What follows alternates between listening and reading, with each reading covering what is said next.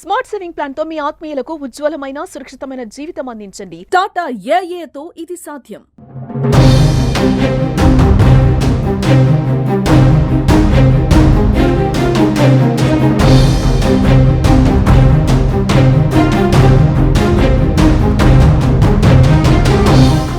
నమస్తే, welcome to Suman TV.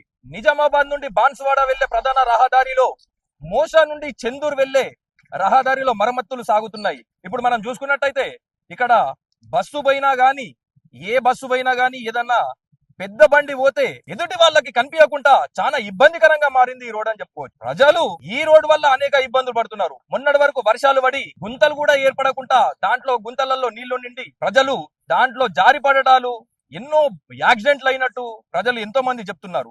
మనం చూస్తున్నాం, ఇప్పుడు మనకు విజువల్లో కూడా మనం చూస్తున్నాం. ఇన్ని బండ్లు ఆటోలు ఇంత హెవీగా ఉండే ఈ రహదారిని అసలు అధికారులు ఎందుకు పట్టించుకోవట్లేదు?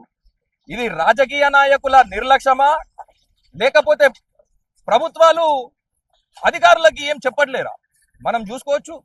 ఇక్కడ ఒక లెక్కకు చెప్పాలంటే ప్రజల జీవితాలతో ఆడుకుంటున్నట్టు తెలుస్తుంది. ఇక్కడ ప్రజలు కూడా ఏం చెప్తున్నారంటే, మనకు అధికారులు నిర్లక్ష్యం చేసుట్లా ఇది జరుగుతుంది. ఒకవేళ మరమ్మతులు జరగకున్నా గానీ అప్పుడప్పుడు ఏదన్నా చేసి క్రియేట్ చేసి, అంటే వాటర్ చల్లడము, ఏదన్నా ఈ దుమ్ము బారిన పడకుండా ఇప్పుడు చూసుకున్నట్టయితే పచ్చని పొలాలు కూడా, బండ్ల మీద ఇబ్బంది పడేటాలు కాదు, పచ్చని పొలాలు కూడా దుమ్ముతోటి మొత్తం రంగే చేంజ్ అయింది అని చెప్పేసి అంటున్నారు. ప్రజలు బండ్ల మీద పోయే వాళ్ళు బాగా ఇబ్బందులు పడుతున్నారు.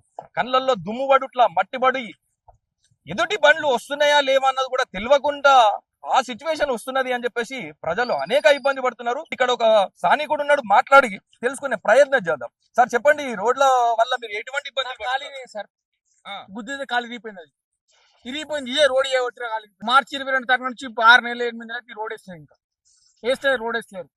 ఖాళీ యాక్సిడెంట్ ఖాళీ అయిపోయినది. ఇది ఎప్పుడు జరిగిందండి మీకు? మార్చి 22. అంతకు ముందు నుంచి రోడ్ జరుగుతుంది, మరమ్మతు జరిగింది. దాదాపు అంటే ఇప్పుడు ఎన్ని నెలలు అవుతున్నది? 6 నెలలు అయిపోయింది. 6 నెలలు అవుతుంది. ఈ మరమ్మతు జరిగిన కాలు దిగిన బైక్ కూడా గుద్దేస్తే కారు తప్పి బైక్ గుద్దింది.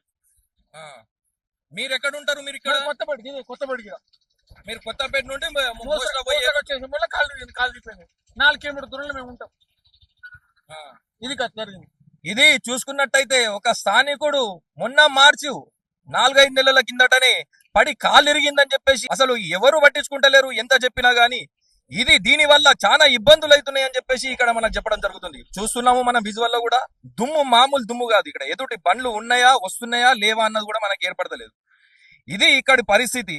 అధికారులు ఇకనైనా గానీ ఈ రోడ్ల గురించి కాకుండా సరే ప్రజల గురించి అన్నా కానీ పట్టించుకొని ఎలక్షన్లలో ఓట్ల కోసమే రావడం కాదు, పబ్లిక్ ని కూడా చూసుకోవాలని వాళ్ళు పోతుడు వస్తుండగా కళ్ళల్లో దుమ్ము పడి చాలా ఇబ్బంది పడుతుందని చెప్పేసి చెప్పడం జరుగుతుంది.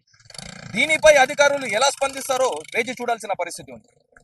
కెమెరామ్యాన్ జగదీష్ తో రవితేజ, సుమన్ టీవీ, నిజామాబాద్ నుండి.